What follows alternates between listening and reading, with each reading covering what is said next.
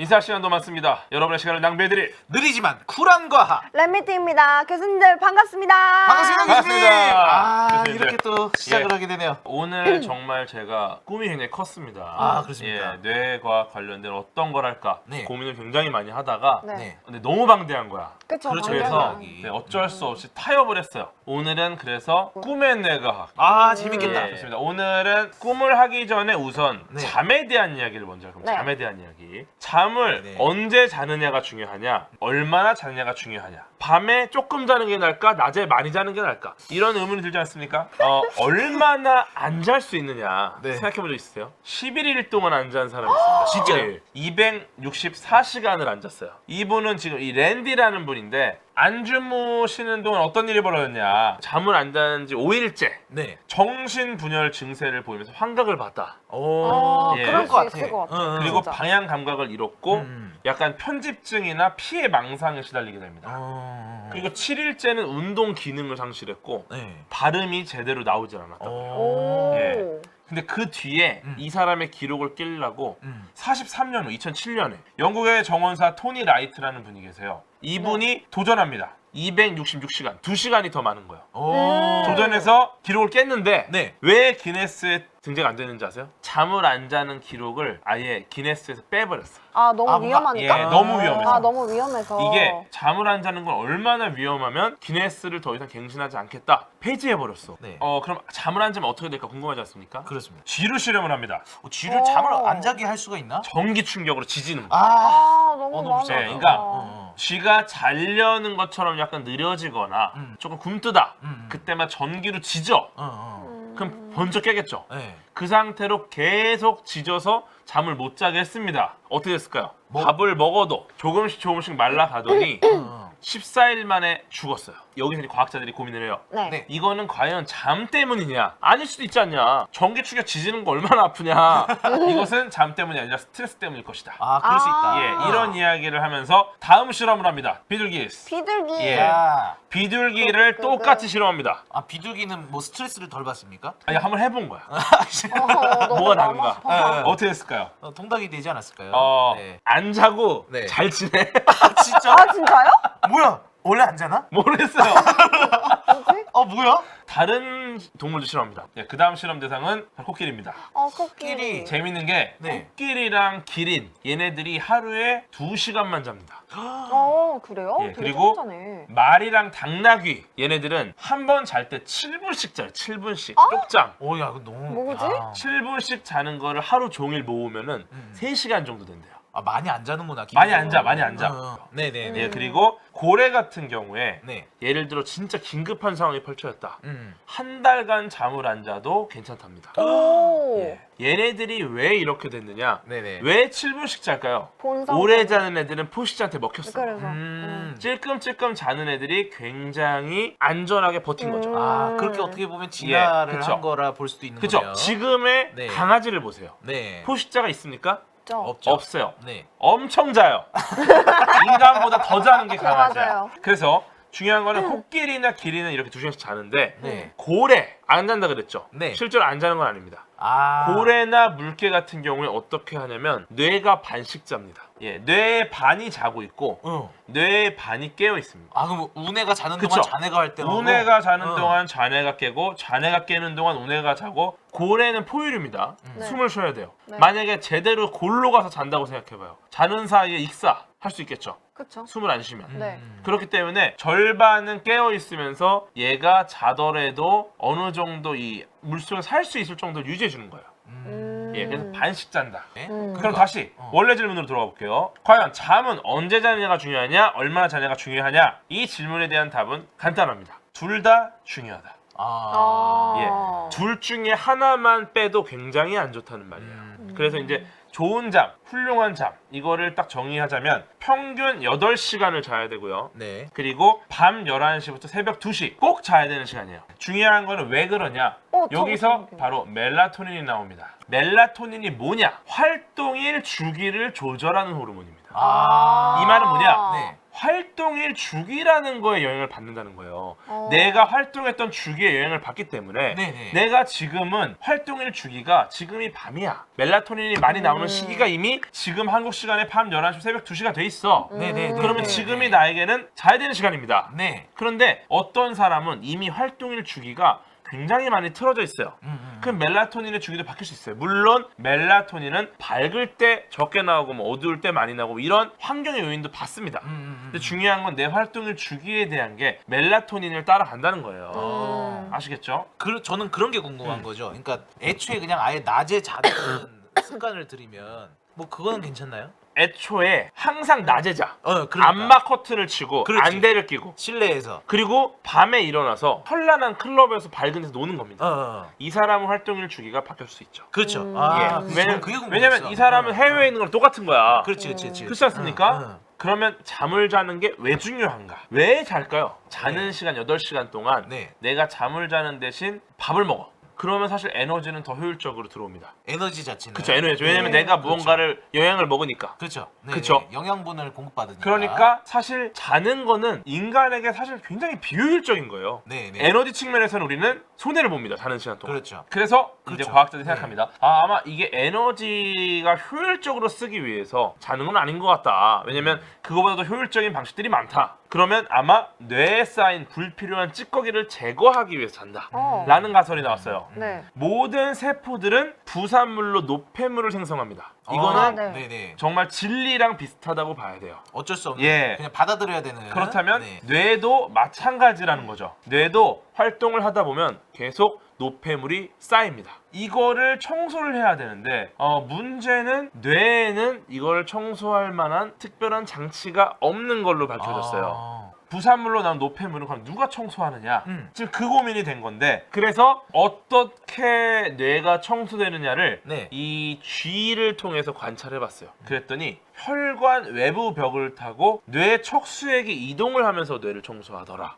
척수액이. 네, 새로운 방식을 쓰는 게 아니에요. 네네. 특별하게 청소하는데 뭘 쓰는 게 아니라 원래 그냥 있던 혈관 벽을 타고 청소하는 거예요. 얼마나 효율적입니까?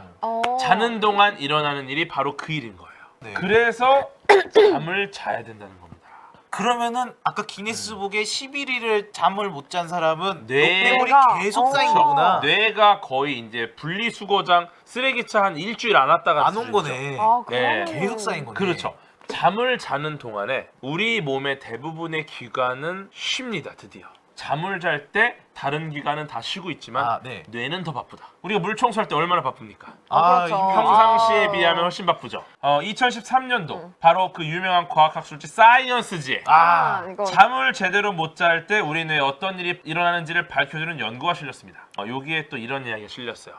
지금 우리는 잠을 자는 게 두뇌 청소를 하기 위해라고 알고 있죠. 그렇죠. 근데 단순히 청소만은 아니다. 뇌의 다양한 기능 중에 네. 기억입니다. 기억.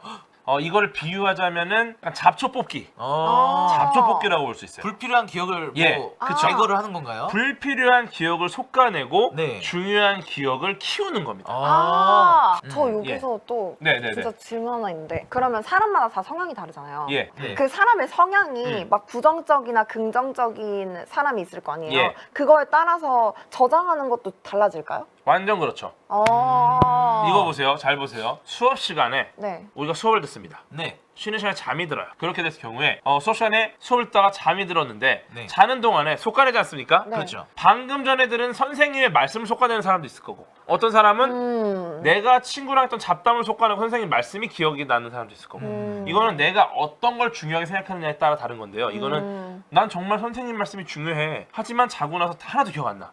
이건 거짓말이죠. 우리의 무의식은 내가 스스로 뭘 집중했는지를 정확하게 판단해요. 그러니까 네. 딱 예전에 이렇게 알았어요. 자는 동안 기억이 단단해지면은 기억이 잘 나지 않을까? 그게 아니야. 지금 솎아낸다는 표현을 썼잖아요. 그렇죠. 오히려 시냅스를 유연하게 만들어주는 역할을 합니다. 그러면서 일부는 유연하게 만들어내면서 잘라내고 네. 약간 여지를 만들어주고 일부는 강화를 해서 차이를 확 만들어주는 거죠. 이게 바로 기억력이 향상된다는 겁니다. 자고 나서. 그래서 연구한 내용이 바로 특정 기업은 시냅스가 약화되고 특정 기업은 시냅스가 단단해져서 속간이다. 무조건 단단해지는 건 아니다. 그래서 회로가 유연하게 만들어지기 때문에 쓸데없는 기억의 시냅스는 아예 연결을 끊어버린다. 이게 바로 기억이 강화되는 원리입니다. 이거를 논문에 실었던 거예요. 잠에 대한 거 마스터했고 네. 꿈으로 네. 가보겠습니다. 꿈. 어젯밤에 혹시 꿈 기억나세요? 어젯밤 꿈. 꿈은 기억 잘 안 나요. 네. 기억이 안 나죠? 네. 그 이야기가 듣고 싶었습니다. 아. 왜 꿈은 기억이 나지 않는가? 우리가 잘 때 수면 상태가 두 가지가 있습니다. 렘 수면, 비렘 수면. 비렘 수면. 또, 렘 수면, 네. 우리가 꿈을 꾸는 수면이라고 많이 하죠. 꿈을 꾼다는 렘 수면. 네. 그다음에 렘 수면이 아닌 비렘 수면. 두 수면의 주기가 뇌 신경 세포가 분비하는 화학 물질에 따라 달라집니다.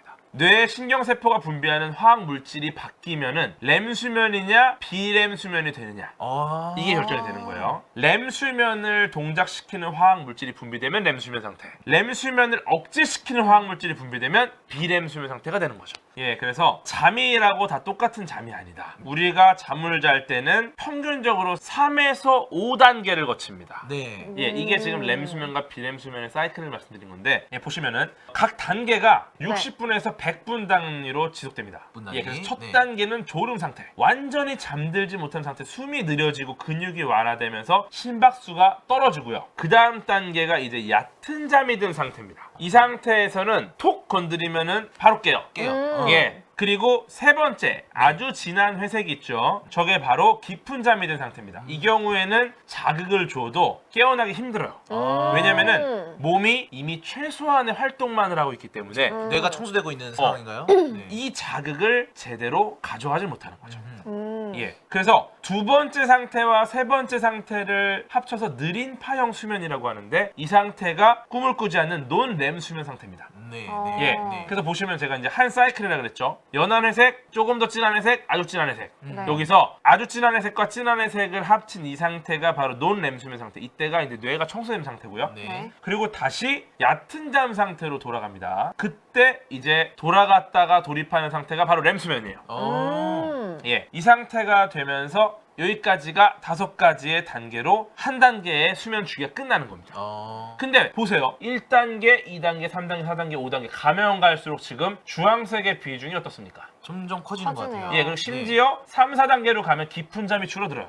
네. 그리고 5단계는 아예 깊은 잠, 논렘 수면 상태가 아예 사라져 버립니다. 그러네. 이 말이 무슨 말이냐? 우리가 이 수면 주기를 너무 오래 가져가면 결국은 렘 수면이 점점 길어진다는 거예요. 많이 자면 많이 잘수록 렘 수면이 길어지기 때문에 결국은 내가 뇌 청소를 하지 않는 상태에서 잠을 자는 겁니다. 예, 그래서 8시간 이상을 자게 되면 네. 그때부터는 오히려 뇌 청소가 일어나지 않을 수도 있다. 예, 그렇기 때문에 되게- 자는 게 무조건 피로를 풀어주지 않는다. 아무튼 그런데 중요한 거는 꿈은 대부분 렘 수면 중의 꿈이다. 예, 그래서 이때 아세틸콜린이라는 게 분비돼요. 이때 이제 기억 연상 작용이 활발하게 일어납니다. 네. 그래서 기억을 하게 돼요. 그래서 렘 수면 중에 잠에서 깰 때만 꿈을 기억하게 되는 겁니다. 그리고 꿈을 기억한다. 예, 그리고 논렘 수면 중에는 이제 약간 집중을 유도하는 노르에피네프린이라는 화학 물질이 분비됩니다. 네, 그래서 아세틸콜린이 분비가 중단이 돼야 논렘 수면으로 들어가는 거죠. 이제는 그래서 꿈을 꾸는 법에 대한 얘기를 좀 해보려고 해요. 네네네. 이 말은 즉 바꿔 말하면 과학적으로 렘 수면 상태를 유지하는 법, 즉 깊은 잠에 들지 않는 법이 됩니다. 네. 그래서 일단은 수면 부족일 때 네. 거의 렘 수면입니다. 깊은 잠으로 가지를 못해요. 아예 수면 부족일 때는 꿈을 많이 꿉니다. 그래서 네. 근데 저 같은 경우도 피곤할 때 밤을 많이 샜을 때 네네. 잠을 자잖아요. 네. 꿈을 꿔요. 신기하게 신기하게 꿈을 많이 꿔요. 맞아. 그래서 예. 그래서 더 피곤한 정말. 느낌. 예. 음. 다음으로 가보겠습니다. 그러면 과연 꿈을 자각하는 것은 가능한가? 자각몽이라는 게 바로 네. 렘 수면 중에 일어나는 기이한 현상 중에 하나입니다. 이게 어떤 거냐면은 우리는 꿈을 꿀 때도 뇌에서 일상생활과 동일한 수준의 반응이 일어납니다. 네. 그렇기 때문에 우리는 꿈속도 현실과 차이를 못 느껴요. 네. 그러면은 자각몽을 한번 자각몽. 꿔보고 싶지 않으십니까? 저 진짜 꿔보고 네, 싶어요. 맞아요. 요거를 일단 시도해 볼 수 있는 방법을 제가 좀 설명을 드릴 건데 시도할 수가 있다는 얘기인가요? 엄밀히 말하면은 여기는 과학적인 영역은 아닙니다. 이거는 일단 개인적으로 재미로 좀 듣기를 좀 요청드리고요. 일단은 한 가지 방법, 쉽게 시도할 수 있는 방법. 6시간 정도 자요. 알람을 맞춰놓고 그 다음에 잠에서 깨자마자 물을 마시거나 소변을 봅니다. 그리고 잠이 들어요. 이때가 가장 자각몽을 꾸기 좋은 시점이라고 해요. 렘 수면에 가깝게 갈 수 있겠죠. 그리고 이제 여기서 중요한 거는 이게 꿈이구나를 알아야 돼요. 이거를 하기 위해서는 평소에 이게 꿈인지 생신지를 체크해보는 습관을 들여야 됩니다. 현실성 검사. 예를 들어 손가락을 이렇게 딱 했는데 손가락이 막 뚫려 이렇게. 네. 그럼 꿈이잖아. 이런 거를 평소 해보는 겁니다. 이렇게. 이런 게 바로 현실성 검증입니다. 예, 현실성 검사. 네. 저는 사실 이 현실성 검사라는 용어를 알기 전부터 네. 이 방식을 썼었어요. 꿈이라는 걸 인지한 방법이 여러 가지 있는데 네. 대표적인 게 디테일을 보는 방식입니다. 어린 나이니까 네. 뭐 네네. 미취학 아동인 시절 화장실을 가는 꿈을 꿉니다. 변기가 보입니다. 그래서 시원하게 화장실에서의 역할을 하려고 했어요. 네. 근데 느낌이 쎄한 거 있죠. 네. 그때 제가 뭘 했냐면 저는 변기를 관찰을 시작했어요. 아, 네. 봤더니 네. 변기에 물 내리는 손잡이가 없어. 오. 물 내리는 메커니즘이 변기 안에 갖춰져 있지가 않아요. 그때 알았죠. 이 변기는 현실의 변기가 아니다. 그래서 그걸 참았죠. 미취학 아동 네. 때. 누지 않았어요. 이 시기가 지나가면 반드시 현실에서 오줌을 누를 타이밍이 올 것이다. 아, 네. 그리고 나서 깨어나니까 정말 꿈이었어. 아, 야. 화장실 가서도. 대단해. 어린 시절 미취학 아동일 때부터도 저는 디테일을 봤어요. 저는 기본적으로 버튼을 중시했어요. 버튼을. 아, 네. 버튼을 주시하면 예를 들어 TV가 네. 나오고 있어. 네. 속지 마. 네. 자세히 봐. 전원 버튼이 없어. 아. 그 인셉션에서 어떻게 보면 팽이의 역할을 하구나. 네. 실셉션. 네, 시셉션이다. 네, 말 그대로 시셉션이다. 네, 좋은 정리 감사합니다, 그렇죠. 교수님. 네, 아니, 시셉션. 다음 장 주시면요. 네. 재밌는 게 지금 제가 자각몽 얘기를 드렸지만 네. 정말 꿈에서 영감을 얻는 경우가 있어요. 네. 예. 1860년대에 사람들이 벤젠의 구조를 모르고 있었어요. 근데 당시에 학자이자 교사였던 아우구스트 케쿨레라는 분이 계세요. 이분은 벤젠의 화학식은 알고 있었으나 구조가 너무 궁금했었던 거야. 계속 그걸 고민하다가 잠이 들었는데 이 꿈속에서 여기 나온 거야. 빙글빙글 돌면서 스스로 꼬리를 문 뱀이 나왔습니다. 뱀의 모양을 그림으로 그려봤어요. 거기다가 벤젠의 구조식을 대입했더니 방금 보여드린 그 모양. 우와. C6H6의 원골이. 예, 구조식 모양이 나왔고 이 사슬 구조. 와, 소름 돋았어요. 예. 오, 진짜 소름 돋았어요. 여기서 한 발 더 나아가서 뱀이 자신의 꼬리를 무는 구조그리 패턴을 만들어낸 거죠. 어. 이분이 과학적인 업적을 꿈을 통해서 이루어낸 분입니다. 이야. 예, 그래서 미국의 과학자들이 굉장히 재미있는 연구를 하고 있습니다. 간단한 뇌 스캔을 통해서 상대방의 꿈을 읽어낼 수 있는 오. 신경과학 기술을 개발 중이라고 하고 있어요. 너무 네, 네. 재밌다, 예. 이거. 뇌파를 모니터링할 수 있는 알고리즘 핵심 기술이다. 여기서 굉장히 놀라운 사실이 밝혀집니다. 오.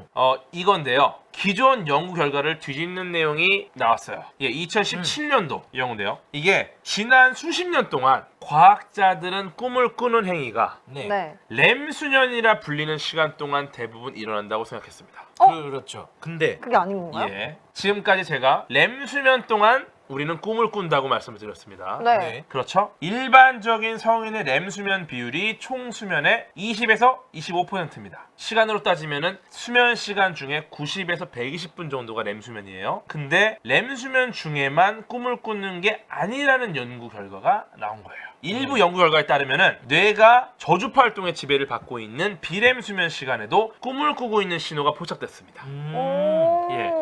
그래서 이 논문의 내용이 뭐냐면은 네. 이게 이제 위스콘신 대학교에서 미국의 위스콘신 대학교 네. 연구팀에서 알아낸 건데 중요한 건 뇌의 핫스팟이라는 곳이 있는데 네. 여기가 더 중요한 영향을 미친다는 새로운 이론을 제시했어요. 그래서 이게 네이처 뉴로사이언스라는 저널에 실렸는데요. 뇌 후두부에 위치한 곳인데요. 뇌파와 관련된 활동 패턴이 일어나는 핫스팟이 바로 꿈을 꾸는 행위와 직결된 부위다. 네, 라고 소개를 했습니다. 어떤 식으로 했냐면 지금 사진에서 보이시는 것처럼 연구진들이 우선 32명의 참가자를 대상으로 뇌파를 기억하면서 밤사이에 임의의 간격을 두고 잠에서 깨도록 합니다. 연구진들은 잠에서 깬 참가자가 과연 꿈을 꿨는지, 꿈에서 꿨던 그 내용이 무엇인지를 물어보고 질문해요. 그 결과를 봤더니 연구진은 지금까지 꿈과 관련이 있다고 생각했던 렘 수면의 활동을 관찰한 게 아니라 뇌의 뒷부분에 형성되어 있는 핫스팟에서 일정한 패턴이 발생한다는 것을 알아냈습니다. 여기서 말씀드린 건 지금까지는 논-렘 수면, 렘 수면으로만 구분을 했었는데 네. 그게 아니라 정확한 뇌의 특정한 위치가 있다는 거예요. 재밌는 거는 그 핫스팟 부위를 통해서 이 사람이 자고 있는데 꿈을 꾸고 있는 중인지 아닌지를 무려 91%의 정확도로 알아냅니다. 아주 밀접하다는 거죠. 이 두뇌가 어떻게 행동하는지 조사하려고 한 게 네. 바로 꿈 신호 시스템, 드림 시그니처 시스템을 도입했어요. 렘 수면 상에서 얼마나 많은 꿈을 꾸는지, 렘 수면이 아닐 때도 얼마나 많은 꿈을 꾸는지 해봤더니 참가자들 중에 일부가 렘 수면이 아닌 상태에서 71%나 꿈을 꿨다. 이 내용의 중요한 점은 뭐냐면요, 우리가 부위를 알아냈다는 게 중요한 게 아닙니다. 꿈의 내용을 뽑아낼 수가 있다는 데 핵심이에요. 어떻게 뽑아낸다는 거죠? 핫스팟에 시각적인 정보를 처리하는 영역과 청각적인 정보를 처리하는 영역이 있어요. 이거는 마치 깨어있을 때 눈으로 보는 것과 소리로 듣는 것이랑 똑같은 역할을 하는 거예요. 그렇죠? 이게 그 네, 부분의 네. 활동을 분석하면은 네네네. 이 사람이 지금 무슨 꿈을 꾸고 있는지를 밖에서 알아낼 수 있다는 거예요. 와, 지금 김영학 교수님이 굉장히 재밌는 말씀하셨는데 네. 일정 파동을 핫스팟에 집어넣으면 원하는 꿈을 꿀 수 있나요? 그렇죠. 핫스팟의 활동을 우리가 패턴을 알아내서 역으로 이제 핫스팟이 어떤 활동을 하도록 만들 수 있다면은 네네네. 그 내용의 꿈을 내가 꿀 수도 있지 않을까. 어. 이것도 나아갈 방법 중에 하나일 거라 생각을 합니다. 그래서 꿈속에서 어떤 게 일어나면은 꿈속에서 이야기를 계속했다. 그러면은 이 사람은 언어와 관련된 뇌에서 뇌파의 활동성이 되게 높게 나타납니다. 그리고 사람들을 만난다, 뭘 봤다, 그럼 이미지를 인식하는 뇌 영역이 활성화가 됐었어요. 네, 이 말은 뭐냐? 어떤 거냐면 우리는 꿈에서 펼쳐지는 이야기를 그대로 지각만 한다, 보고 듣는다라고만 알고 있었는데 어떻게 보면 깨어있는 거랑 자고 있는 거랑 이 안에서 펼쳐지는 게 꿈속에서도 비슷한 현상이 일어나는 거 아니냐 라는 거예요. 그래서 지금 이 과학자들이 어떤 연구를 하고 있냐면요, 불면증에 시달리는 환자들이 많습니다. 그쵸. 불면증이라든지 악몽에 시달린다. 네. 이런 분들의 핫스팟을 분석해서 과연 어떤 패턴으로 불면증이 일어나고 어떤 꿈을 꾸고 있기 때문에 불면증이 일어나냐, 이런 걸 통해서 이걸 개선할 수 있는 방안에 대한 연구를 하고 있어요. 와. 아 이건 정말 되기를 바래요, 예, 진짜로. 정말 됐으면 예. 좋겠는. 네. 예, 그래서 정리하겠습니다. 스티븐 스필버그 감독이 이런 말씀을 했습니다. 네. 나는 꿈을 꾸지 않는다. 왜냐하면 항상 꿈을 꾸고 있기 때문이다. 우리는 항상 꿈을 꿔야 됩니다. 잠을 잘 때는 꿈을 꾸고 깨어있을 때는 여러분의 꿈을 꾸세요. 예. 아 멋있습니다. 여기까지 꿈의 뇌가 궤도였습니다. 수고하셨습니다. 인사 시간도 많습니다. 여러분의 시간을 낭비해드릴 느리지만 쿨한 과학. 랩미팅이었습니다.